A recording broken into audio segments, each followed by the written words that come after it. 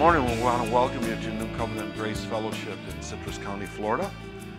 And for the last couple of weeks, we've been looking at, I believe, some very, very important material on understanding sound doctrine, understanding good, sound grace doctrine. And so the first message was understanding sound doctrine, grace doctrine, number 1. Last week was number 2, and guess what this week is going to be? Number 3, part 3 of understanding good, sound grace doctrine. Again, I believe that this is important teaching. One of the things that I'm trying to establish here, and some of this may not be new to some of you, but one of the reasons why I want to be going through this, and going to be going through this up the road here over the next few weeks as well, but I want to establish a baseline, if you will, of where we as a church are at, so that you can get a hold of some things. We had, by the way, Wednesday night was just an interesting, awesome night. Emmett started teaching, and some of the things that he started on right away, because Wednesday night's kind of an informal thing, a place where the questions and answers and the comments and all that stuff can be shared. And man, he just got going, and all of a sudden a hand goes up, and a question comes out, and I tell you what, this individual apologized afterwards. She said, well, I'm sorry that I asked this question. And I said, oh no, don't we want that? Because what you did is allowed once more us to have the opportunity to share and speak into people's lives and to share with you guys exactly where we stand as a church. Now, I want you to understand this as well, and I know that this is very scary to people. You may not like what I'm about to say, because everybody wants to be very established. You know, everybody wants to be very secure in the things that they believe in their church stand, their church doctrine, and stuff like that. And so what I am sharing with you is the sound grace doctrine as we now see it. As we now see it. Because tomorrow, the Holy Spirit could show us a whole different angle on this. And that's scary to people. People don't like that in a church. They don't like to hear it. Oh, bless God, I've got to have, this is the way it's been for the last 100 years, and I want it to be this way for the next 100 years. I'm sorry, in the Holy Spirit, that's not the way it works. If you want to stay stuck in old past revelation, then that's, I guess, a good place to be, but that's not where we want to be as a church. So, and the reason I'm saying that is because that has happened to me, that has happened to our church. Within the last 3 to 4 years as we've been coming into these revelations of what New Covenant grace is all about. So please, please, please, we always need to stay and have our minds open and understand some of this stuff. But saying that, I'm just going to tell you, there are some things that are going on out there that we will never go to. I mean, I'm just going to tell you that right now. We will never leave the Bible behind. We never will leave the Bible behind. Just never will. We base our doctrine upon the Holy Spirit working together with the Bible, especially the gospel that Paul preached and taught, and we will never leave that behind. Because as soon as we do that, then we're opening ourselves up to error. And there's a lot of things that are going on in there, and as I explained last week, there are many that have been all bound up in the institutional church over here, for years and years and years, have been all bound up in legalistic teaching and that type of thing, and they've been all full of religion. They've been trying harder to be what they already are, and they've been living in the realms of fear, shame, and condemnation because they've been under some law over here. They've come now into the grace message, into this, what we talked about last week, the grace camp, and now, unfortunately, some have found the back door on the grace camp because they're so wanting to be free. Okay, they're so wanting to be free, they got hurt so bad over here, they never want to go back to that. They don't realize that this is a safe, secure place to be, And what they do is they keep going, and they've gone off here into what we talked about last week being la-la land. If I could explain that in the New Age teaching, just different things like that. And those kinds of things happen and are happening very regularly. And over here, some of these people, they've gone way over here, and they're way out here in left field someplace, and they're saying, you know, we no longer need the Bible. The Bible is no longer relevant to us, you know. You'll hear things like that, that the Bible is just a bunch of things that men wrote down and, you know, different things like that. And even in the Old Testament, they criticize the patriarchs and some of the things, that some of the stories that we believe are so in the Bible, they say are not, you know, that didn't really happen. And I mean, I tell you what, I'm exposed to this all the time. Now, you say, Larry, I'm not exposed to that. And I say, thank God you're not exposed to that. But I'm going to tell you something. You will be sooner or later. You will be confronted by somebody over there that has gone off the deep end some way or another, and you will eventually be confronted with some of this stuff. And so what I want is a baseline as our church that this is what we believe in. So when you talk to someone, you can say, well, this is where we're at. Now, we're open to change. We're open to the Holy Spirit. If the Holy Spirit wants to show us more, wants to give us a little bit of a different tweak on something, give us some more direction on something, we're certainly open to that. But as for right now, here's where we stand. This is what we believe in.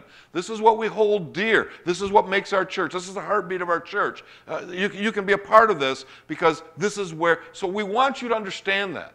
And one of the things that I so appreciate about our video ministry is that now we can archive this. And you can find this message, you know, 6 months from now, someone may talk to you about some of these very things and say, oh, hold on, Pastor Larry talked about that here a couple months ago, and here's the video on that, and this is what he said. So that's what I'm taking advantage of this, is because we can archive this stuff, and we can kind of get it down and get it down pat. So does this make any sense of where we're coming from? So I want you to know some of these things, and this is what, but see, Paul, especially Paul,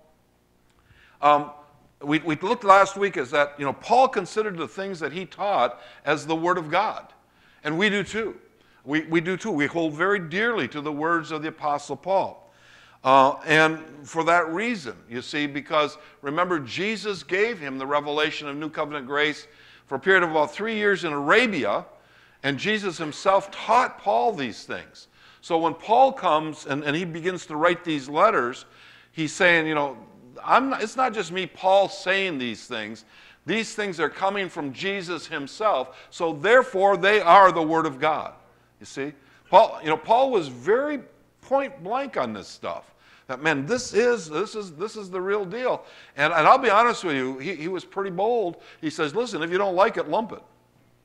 Yeah, right. I mean, he says, listen, even in Galatians 1, he says, if you go a different direction, if you come with any other doctrine, he says it twice, let there be a curse upon you. Well, that's pretty strong language, you see. But he meant that, you see, and it's very important. So what I want to look at today is, and I don't know if we'll get the chance to look at both aspects of this, but at least one today, maybe two. But we want to look at two ministers that Paul taught these things to so that they could teach these things to others. And obviously, these two ministers are Timothy and Titus.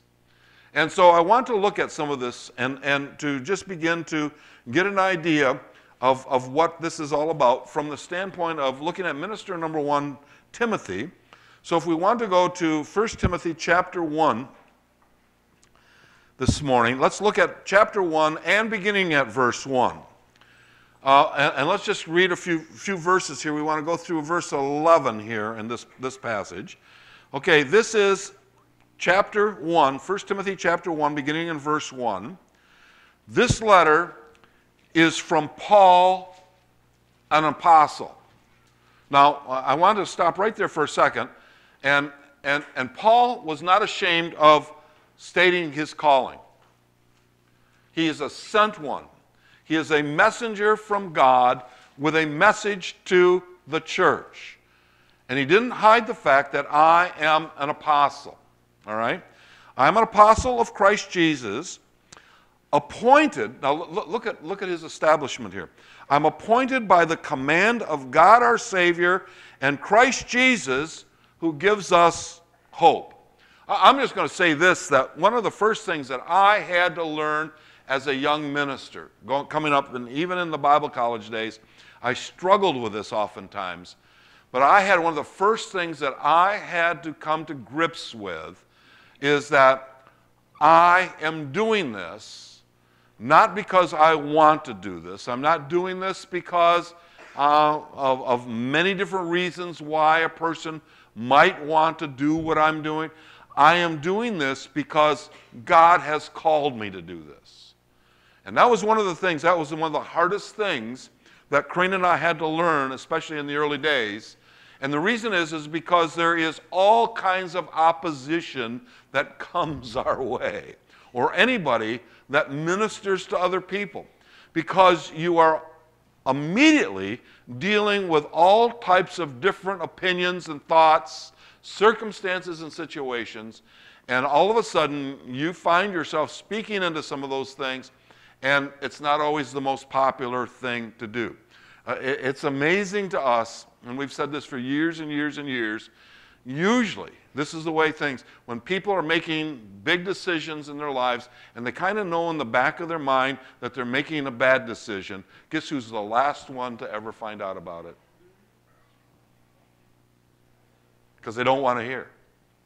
People do not really want to hear they may talk to somebody else in the church, but Karina and I are usually the very last to ever hear about something. That's the way that's the way it always has been. That's the way it always will be. So what we want to know is we're exposed to all different thoughts and all different people and all different things. Hi. Hi. I just want to say that you might be the last one to hear, but not because of any other reason, but the fact of you and Corinne possibly remotely being disappointed in the individual themselves, because that's a hard place to be when you think that your pastors would be disappointed in you. Well, one of the things that we always want, and that's a good point, and that's one of the things that we always want to make people aware of in our church, we are never disappointed with you. Not in this church. Because if that were the case, then, man, there's things you could be disappointed in me about. Because we're all human beings in this deal. So we are never disappointed. Don't ever be afraid to come to Karina and I, because we will never be disappointed with you. You may not knock us for a loop once in a while, and we may react kind of, but we may raise our eyebrows or something like that. But seriously, don't ever, ever, ever fear. And that's why last Wednesday night was so good, because it was so healthy, because we were just able to get some of this stuff out and talk about some stuff, and that helps in understanding. But notice this, that his relationship with Timothy, he said, I'm appointed by the command of God our Savior in Christ Jesus, who gives us hope. I'm writing to Timothy, my true son in the faith. There's that relationship. May God the Father and Christ Jesus our Lord give you grace, mercy, and peace. He adds mercy on this one. Most times it's just grace and peace, okay? Remember, peace always follows grace, right? But he adds mercy here, so peace also follows mercy. Verse 3, when I left for Macedonia, I urged you to stay there in Ephesus. Now remember, he's talking to Timothy, a young minister. When I left Macedonia, I urged you to stay there in Ephesus and stop those whose teaching is contrary to the truth. What is he really saying here? He's saying, Timothy, I want you to stop those whose teaching is contrary to my teaching. That's what he's really saying. That's what he's really saying. Joe, you may want to prop that door open. I don't know. Is everybody warm in here? Huh? Yeah, that'd be good. Some of us are cold. It's warm in here. I'm warm. Shh. See what I have to live with, Shannon? Really? Is that way your house too? When I left for Macedonia, I urged you to stay there in Ephesus and stop those whose teaching is contrary to the truth. Don't let them waste their time in endless discussion of myths and spiritual pedigrees. These things only lead to meaningless speculations which don't help people live a life of faith in God. This is some pretty heavy-duty stuff. So what I want you to see here is that Paul, in this grace camp that he's establishing, okay, he says, we've left this behind. We're now in this grace camp. Actually, this grace camp should be over here more because it's on this side of the cross, right? We're not at the cross. We're beyond the cross now. We've entered into grace. So this grace camp over here, and Paul is saying, look, in this grace camp, there's a lot of latitude. There's a lot of freedom. We're never going to go back to that. But saying that, there's some order here. There's some balance here. And Timothy, I want you to teach this to those that you're ministering to because it's very important. Because, and here's what Paul's saying to Timothy, this is what I heard from Christ. This is what I've heard from Christ. And so this is the way it must be. All right? So, don't let them waste their time in endless discussion of myths and spiritual pedigrees. These things only lead to meaningless speculations which don't help people live a life of faith. Now, the purpose of my instruction, and I felt like this is the purpose of our church, the purpose of my instruction is that all believers should be filled with love that comes from a pure heart. Now, right away, in this camp over here, in the institutional camp over here, you say, oh yeah, everybody be filled with love that comes from a pure heart. And what's the first thing over here that these people are being taught? And this is how you get a pure heart. This is what you must do to have a pure heart.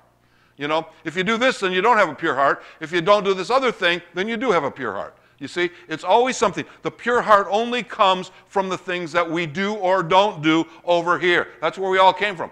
In our camp over here, the big difference is what?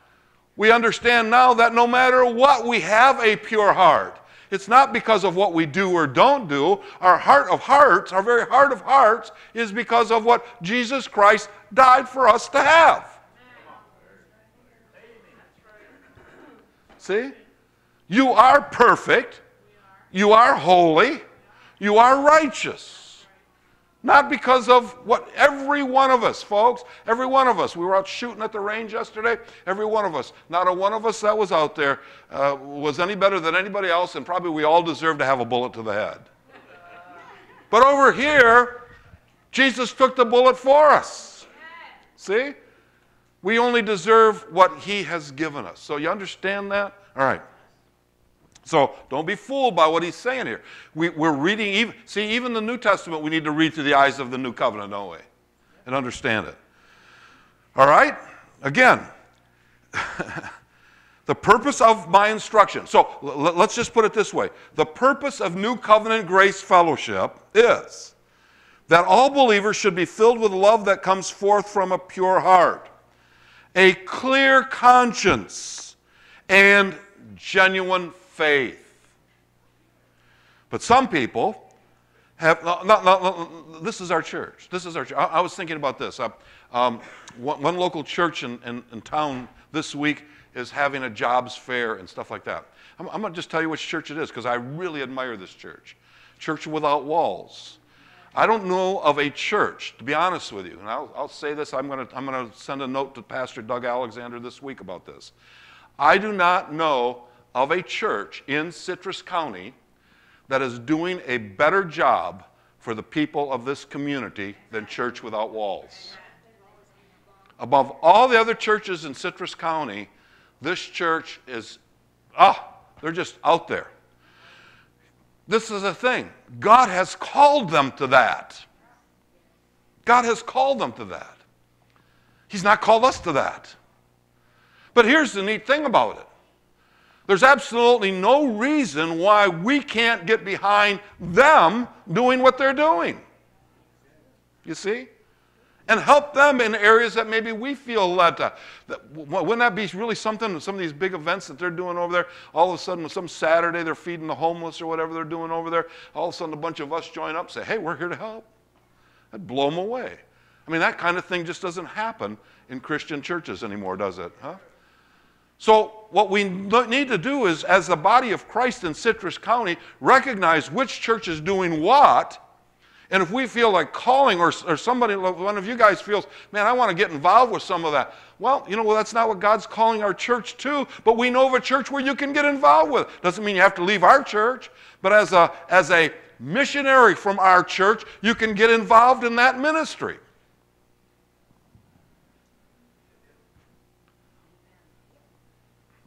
Am I making any sense? Well, they don't believe like we do. I know that. That doesn't mean that you get involved in helping someone, feeding someone, or helping somebody get a job this weekend over there, or something like that. That doesn't mean that you have to give up the grace message and join up with, that's not what we're saying. We're talking about ministering to the needs that are there. You all understand that? So our church, we have a calling. What's our, you know what the basic, someone said, what's your mission statement?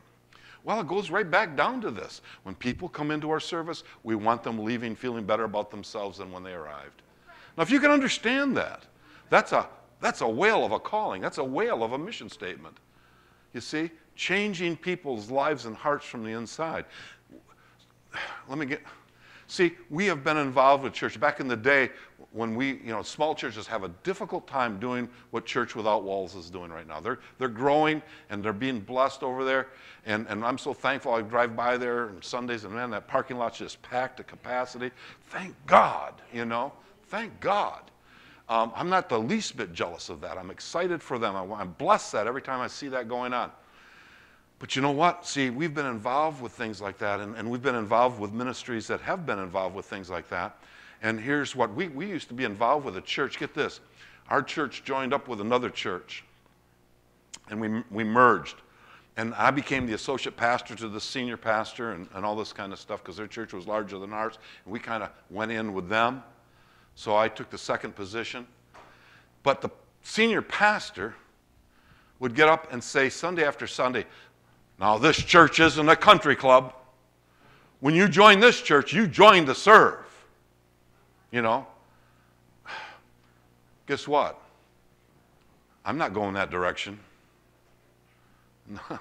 If you serve, it's because it's in your heart to serve. It's not coming from us that this is what you must do. And so we do not have the whip and the lash, snap it and crack that whip on you to make you do more. Because, see, that's all this over here. Am I making any sense? Is this making any sense, Joe? I feel like I'm in real deep water this morning. And I don't want to drown here, but I feel like I'm swimming up the stream right now. I hope you're getting this, because that's not, we want there to be that freedom and liberty. And if it comes from anything, it's not because we're driven to do something. We do something because it's the Holy Spirit leading us and guiding us into that. And therefore, we can help you and we can help facilitate that. So, verse 5 again, the purpose of my instruction is that all believers would be filled with love that comes from a pure heart, a clear conscience, and genuine faith. But some people have missed this whole point. They have turned away from these things and spent their time in meaningless discussions. They want to be known as teachers of the law of Moses, but they don't know what they are talking about, even though they speak so confidently. So when someone comes at you with a law, guess what? We know that the law, verse 8, we know that the law is good when used correctly, for the law was not intended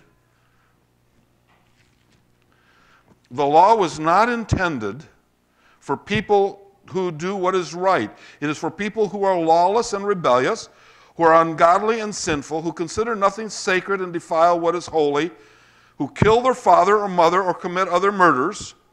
The law is for people who are sexually immoral, who practice homosexuality or are slave traders, liars, promise breakers, or who do anything else that contradicts the wholesome teaching that comes from the glorious good news entrusted to me by our blessed God. So Paul is again establishing the fact that my message to you comes from Jesus Christ. I cannot establish this, I cannot emphasize this enough, because it continues to go right back to the way it was in the early days as I was hearing some of these revelations for the first time, and the Lord spoke to me over and over and over again, make sure you preach the gospel that Paul preached. Just really emphasize. I now know why. At that point, I didn't have the slightest idea what he was talking about. But boy, I sure do now. Let's continue with Timothy. Let's look at 2 Timothy this time, chapter 4. excuse me, 2 Timothy chapter 1, noticing verse 13. Now again, this is Paul's instruction to this young minister Timothy. Hold on to the pattern of wholesome teaching you learned from me, a pattern shaped by the faith and love that you have in Christ Jesus. Through the power of the Holy Spirit who lives within us, carefully guard the precious truth that has been entrusted to you. Carefully guard the precious truth that has been entrusted to you. So, again, Paul is establishing the fact. Look at this. This came from Jesus himself. And therefore, and through the power of the Holy Spirit who lives within us, the power of the Holy Spirit is going to give us the power to guard this precious doctrine, this precious truth, this precious teaching of grace. And it's been entrusted with us then to share with others. So we see again an establishment of very important order here in what Paul is sharing with Timothy. Going on into the 4th chapter. 2 Timothy chapter 4, verse 1. I solemnly urge you in the presence of God and Christ Jesus, who will someday judge the living and the dead when he appears to set up his kingdom. Verse 2, preach the word of God. Again, what I might say is he's saying, preach what I've taught you to preach. Come on. That's what he says in 1 Thessalonians. He says that word that came from Jesus himself is the very word of God. That's what he's talking about. He's not talking about preaching the Old Testament law or anything like that. He said, let's preach this new covenant grace message. That's what he's telling Timothy. Preach this word of God. Be prepared. King James says, be instant in season and out of season. Be prepared whether the time is favorable or not. You know, let me just say this too. Preach the word of God. See, some people over here in La La Land say, we don't need preachers anymore. We hear the Holy Spirit. See? We hear this all the time. We don't need pastors. We don't need shepherds. We don't need leadership. We're beyond that. We're beyond pastors. We're beyond leadership. All right? And I understand there's a truth to that, but there's not. And I hear all the time, well, you know, the word pastor is only used one time in the New Testament, Ephesians 4:11. So that just goes to prove that we don't have to have pastors anymore. But it is used one time in the New Testament, you see. And who's the guy that used it? Paul.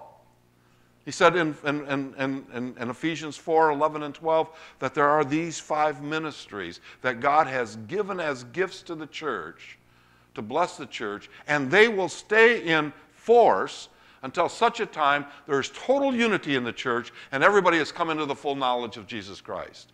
Well, I'm sorry, we're not there yet. See? So for that reason and that reason alone, the ministry of the apostle, the prophet, the evangelist, the pastor, and the teacher is still relevant, and it's still for today. So when someone over here says, oh, we're beyond all that, what are they saying? They're beyond God. They're beyond the order that God has placed within the church. All right? Let's go on here. Is that okay? Preach the word of God. Be prepared whether the time is favorable or not. Patiently. Now listen to this. Listen to this very carefully. Patiently, key word, but patiently correct, rebuke, and encourage your people with good teaching. Patiently rebuke, correct, and encourage your people with good teaching. Now, people sometimes, whoa, you see that gets pretty, you're bringing us back under legalism here. You're bringing us under, no, I'm not. See? I'm showing you the importance of good teaching. I'm also showing you that there is an apostolic order within the body of Christ. We are not just free to just do our own thing. You know, there is order. There is order within the body of Christ. And that's what we want to establish here. Now, are y'all with that? Is this taking anyone's joy away? I really hope it isn't. You see? I hope, if anybody's taking what I'm preaching and say, Larry's trying to bring us back over here, then you are completely missing what I'm preaching. You're completely hearing what I'm trying to say, because that's the last place I want to go back to. I don't want to go there myself, so because I don't want to go there myself, there's no way I want you to go there either. I love you too much for that. But I believe that there is order. There is a balanced message, and that's what God has called us to preach here. Verse 3, for a time is coming when people will no longer listen to sound and wholesome teaching. They will follow their own desires and will look for teachers who will tell them whatever their itching ears want to hear. They will reject the truth and chase after myths. Now, I believe that that's dealing with a lot of the law teaching over here. I really believe that that's what he's really talking about. But it also could be talking about this la-la land stuff over here.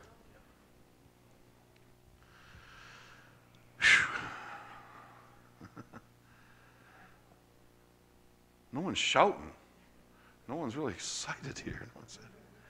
Let's look at minister number 2, Titus. We got enough time to look at Titus. And I'm glad, because I want to go into something, I really want to get into something next week.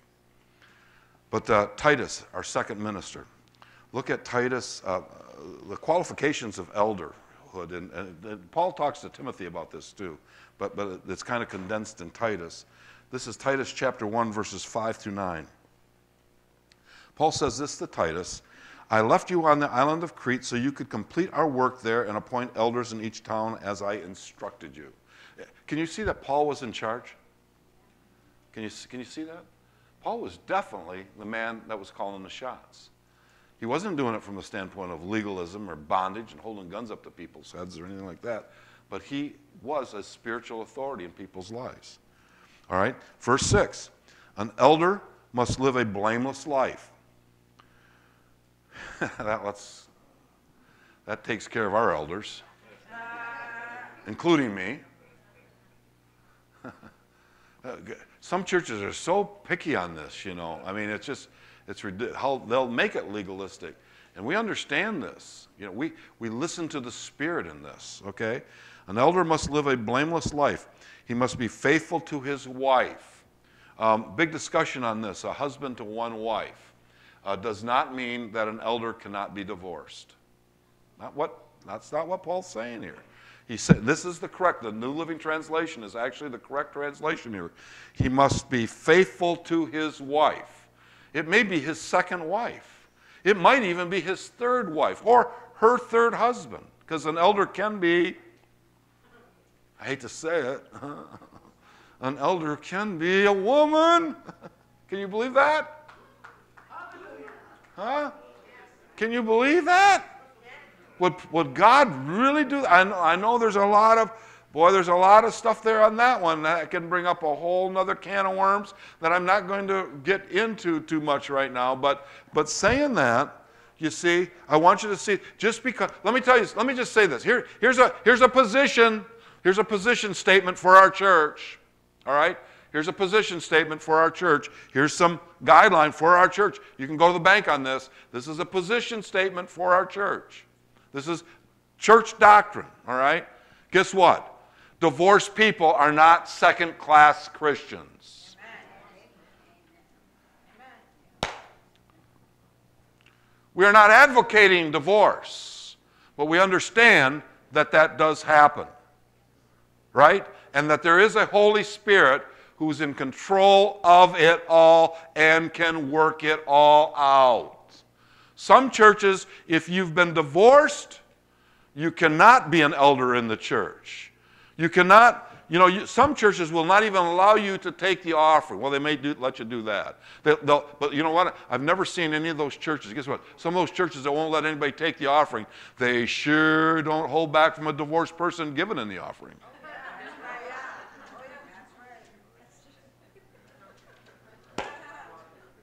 That doesn't hold them back. So if you're divorced, if you're watching on the video today, you're divorced, we want to bless you. We want to bless you, and we want to say, you know what, you're not a second-class Christian. That God loves you just as much as he loves people that have been married to the same spouse all of their life. I'm going to tell you something. The church that Karina and I came up in years ago, the pastor came out of the Church of God, Cleveland, Tennessee. Back in the day, some of these churches still believe some of this stuff. They still have some of these same doctrines. They just don't make it too much known. Because if they ever got out, because society is so, the way society is, it would really hurt them in growth and stuff like that.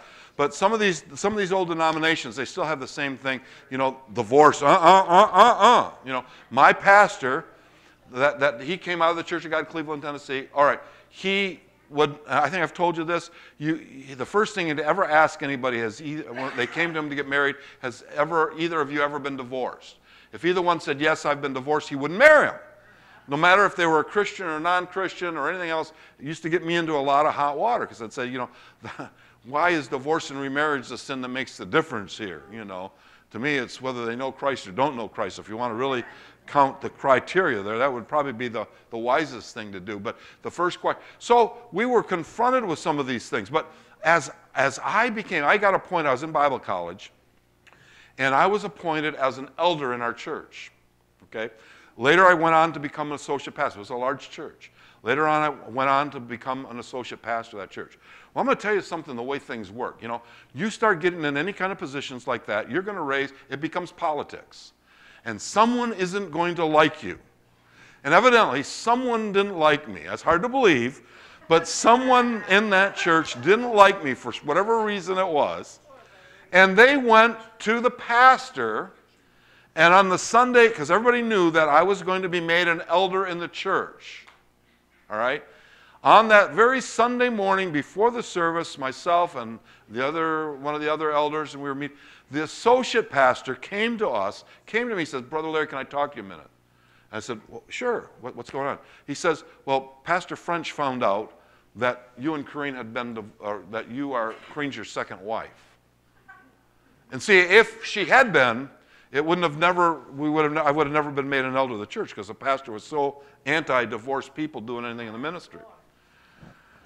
I laughed at him. I says, Brother Stewart, I says, you know, if we would have gotten married any earlier, any younger than what we did, I mean, she was 17, I was 18. I mean, we would have been children getting married. So there would have been no way I had been, and I laughed at that. But that shows you how serious it was to him. Oh man, no, what was interesting, he didn't come to me personally. He had this assistant pastor come to me. But anyway, you see what I'm saying? See, that's the way these churches think about this stuff. And if that's you, I want you to know, hey, listen to me. If you're in a church like that and you can't be used, come on down to Florida. We'll put you to work here. You know, we'll give you a ministry here. Come on down and join us here. Glory to God. That's how serious and how silly this stuff can get. All right. But anyway, he must live. Let's see. Where am I? Verse 7 again. An elder is a manager of God's household, so he must live a blameless life. He must not be arrogant or quick-tempered. He must not be a heavy drinker, violent, or dishonest with money. We have some of our elders get kind of violent around here. Verse 8, rather he must enjoy having guests in his home. He must love what is good. He must live wisely and be just. He must live a devout and disciplined life. Verse 9 now, this is what I really want to get to. He must have a strong belief in the trustworthy message he was taught. Then he will be able to encourage others with wholesome teaching and show those who oppose it where they are wrong. See? Do you see this? So, in the case of the local church, let's just say our church. Now listen carefully how I'm about to say this. If I knew a person didn't agree with what I am teaching, I would be foolish to make that person an elder or a teacher in the church. You see? Can you understand why that would not be? What would that do? That would be teaching what? Confusion, a conflicting message. Now, no one and we've said this before, none of you has to believe what I'm teaching to be a part of this church. To be a part of this church. But to be a leader in this church, we would ask the leaders to believe it, or if they don't believe it, that's fine, but don't teach opposing views.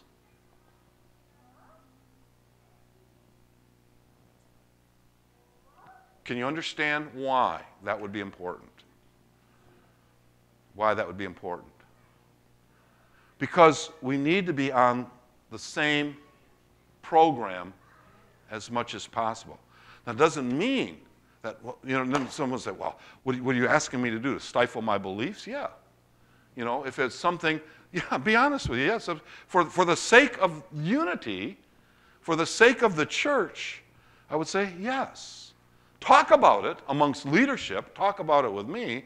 But see, it would be foolish of us to have a leadership team that's going off in 6 or 8 different directions here. We'll never get any place. Well, you're all quiet. Is this heavy-duty stuff or what? I mean, I'm sorry. I mean, this is important. I mean, this is just some common sense stuff.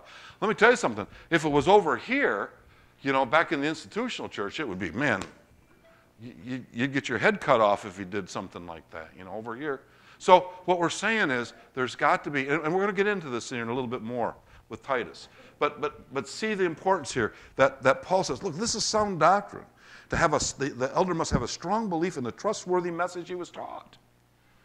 I believe our message in our church is a trustworthy message. And I would hope that our leadership team really believes in what we're teaching. I believe our leadership team is that way. But, to have a true belief and understand this is the right way. We're going in the right direction. Oh, yeah, maybe we need to be corrected from time to time. We need to be tweaked from time to time.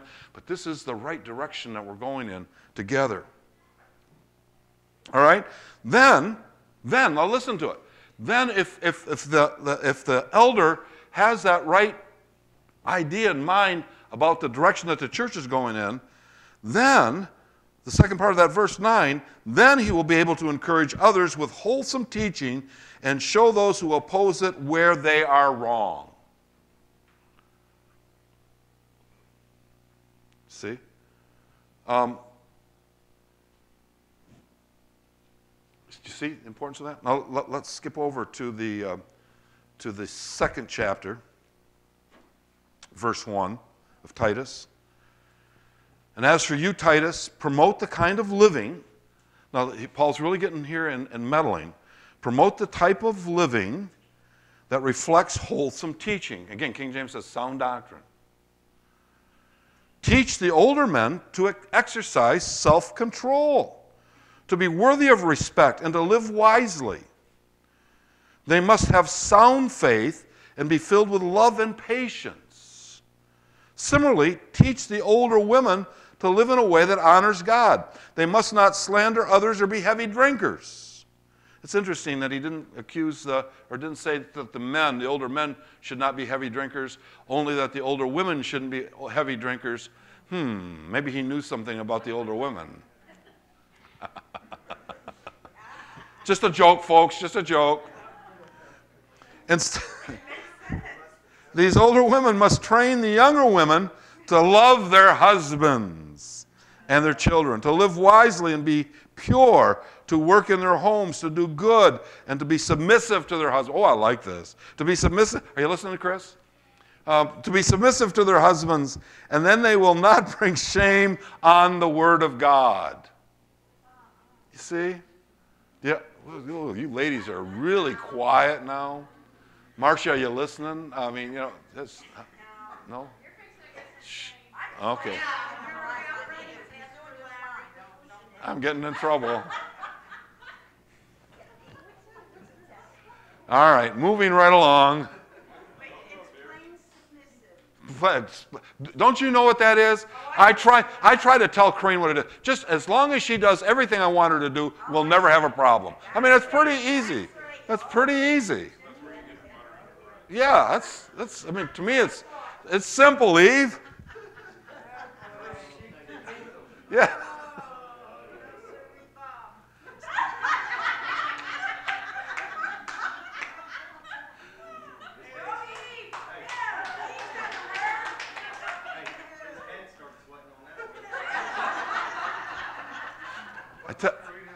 I tell you what, you got to watch the little ones.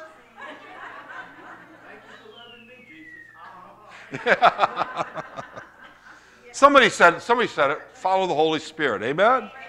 Guess what? If you follow the Holy Spirit, you're never going to have a problem. You listen to your wife. That's right. All right. Oh, glory.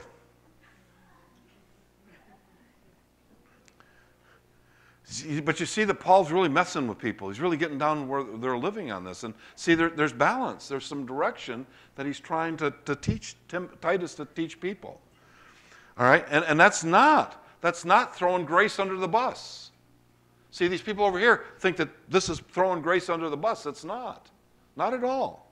It's just common sense making life work for us in the Holy Ghost. It's in the kingdom of God. These older women, yeah, so on. We'll leave the women alone. Verse 6, in the same way, encourage the young men to live wisely.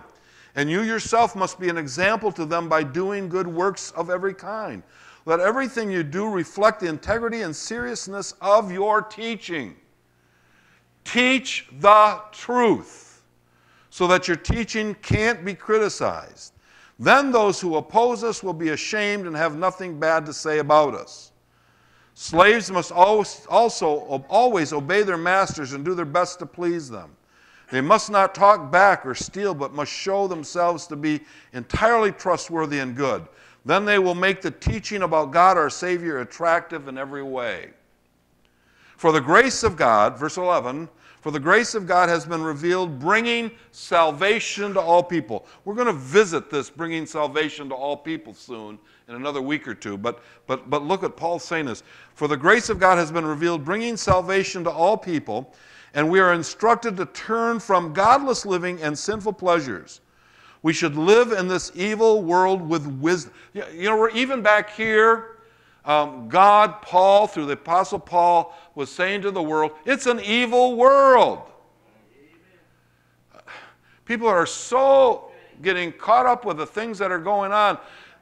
It's an evil world, but we don't live in it. You see? We live in the kingdom of God. But it is an evil, evil world out there. You know the problem with our elected officials and representatives? I don't care which party you look at. Guess what? Those guys and gals, you know what they need? They just need to get saved. They need God in their lives. You see? They need to be led by the Holy Spirit instead of, and so we live in an evil world. We live in this evil world, but we're not of this evil world. We live in a higher kingdom. That's why Billy Graham said years and years ago, he was asked to run for president of the United States. And he said, why would I want to do that and lower my calling? Because I now have the highest calling of all. That's to preach the gospel of Jesus Christ.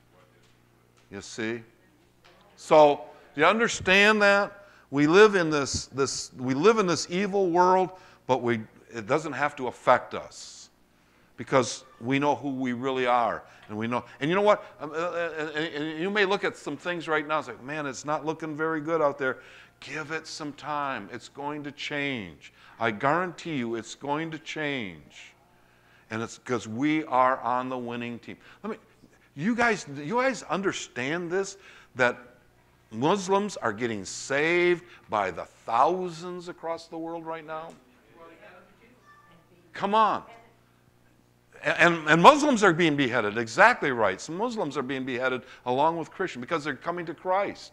But there is a mighty work of God going. You know, do you realize one of the lowest points in the history of the United States of America? This is, Creed and I were alive during this time. Some of you were. One of the lowest points in the history of the United States was during the Vietnam War. Yes.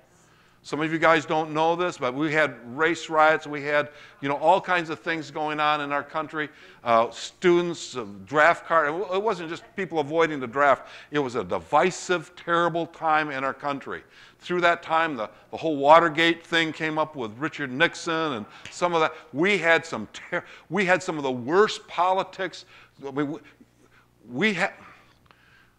say we've got a very bad president right now. Guess what? We've had a lot worse. We have a mighty king on the throne. See? So do you understand what I'm saying? We live in a very, very evil world. It was evil back then. But don't let the evil world eat your lunch. Because you have the peace of God that passes all understanding. And God is going to work these things out. Believe me, America is not going down the drain. The world is not going to end soon. God is not judging America. He's not going to judge America. Here's the reason why. Because the judgment was all done back then. Jesus said, I have come not to judge. I've gotten not to bring judgment, but to what? To establish the kingdom of God. Now, are we going to go through some things? Yeah, there's the rules and the laws of sowing and reaping and some things like that. That's just the way things work. But you know what? I want you guys to look at something here in our church. I want you to look at, man, I am smack dab alive at the best time in the whole history of the world. I am right here, right now, and I have been called of God to do something. To get involved with something, to make a real change. See? To make a real difference in people's lives. What God has called me, I'm not involved. You see, people keep judging me all the time. I get this, well, you should say more on this political stuff, and I have been told by God not to. Believe me, I would like to. Everything within me wants to rise up and wants to take stands. I have done it in the past, but God spoke to me 2 or 3 election cycles ago, to not get involved in politics. He says, I've not called you into that. And I want to. I want to. But you know what? I'm finding that I have a higher calling. What God has called me to do, what God has called you to do. He never called you to get involved with that stuff. What did he call you to do? He said, He healed the sick, raised the dead, cast out devils. Come on. Freely have you received, freely give.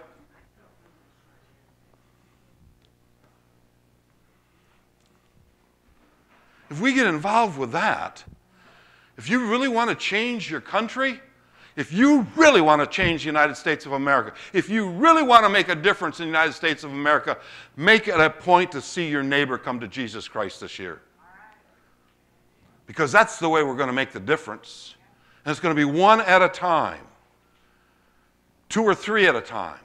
But that's the way we'll make the difference. Do you realize what would happen right here in Citrus County if every one of us just brought one person to the Lord Jesus Christ this year?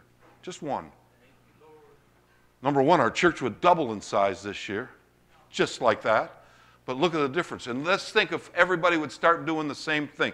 It's the same way, folks. It works the same way in math. You know, if you want to save money, put 2 cents together, put 2 cents in your bank today and double it tomorrow, and double it the next day and the next day and the next day. Pretty soon you can't do it anymore because it's so much money. But if we really want to make a difference, we start at the grassroots and go after them one at a time. Minister to people where they really are at. All right, let's wind this down. For the grace of God, verse 11, for the grace of God has been revealed, bringing salvation to all people, and we are instructed to turn from godless living and sinful pleasures. We should live in this evil world with wisdom, righteousness, and devotion to God. While we look forward, here we go, while we look forward with hope to that wonderful day when the glory of our great God and Savior Jesus Christ will be revealed. He gave his life to free us from every kind of sin, to cleanse us, and to make us his very own people, totally committed to doing good deeds. You must, this is what he's saying to this young minister, to Titus, you must teach these things and encourage the believers to do them. Notice the second part of this verse. You have the authority to correct them when necessary, So don't let anyone disregard what you say. Don't let anyone disparage or discourage you because you're young in King James there. Then in chapter 3, beginning in verse 4, and let's bring it to an end. But when God our Savior revealed his kindness and love, he saved us not because of the righteous things we had done, but because of his mercy. He washed away our sins, giving us a new birth and new life through the Holy Spirit. He generously poured out the Spirit upon us through Jesus Christ our Savior. Verse 7, because of his grace, he declared us righteous and gave us confidence that we will inherit eternal life. This is a trustworthy saying, and I want you to insist. Listen to this. Pretty strong words here. I want you, Titus, to insist on these teachings so that all who trust in God will devote themselves to doing good. These teachings are good and beneficial for everyone. Verse 9, do not get involved in foolish discussions about spiritual pedigrees or in quarrels and fights about obedience to Jewish law. These things are useless and a waste of time. Verse 10, now listen carefully. Sounds like a hard verse. If people are causing divisions among you, give a first and second warning. After that, have nothing more to do with them.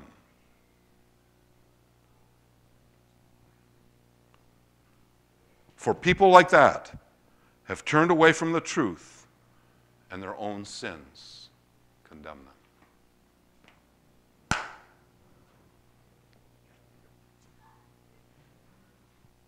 We live in an awesome place here, folks. A very, very awesome place. The freedom and the liberty that we have here is amazing, and it's good.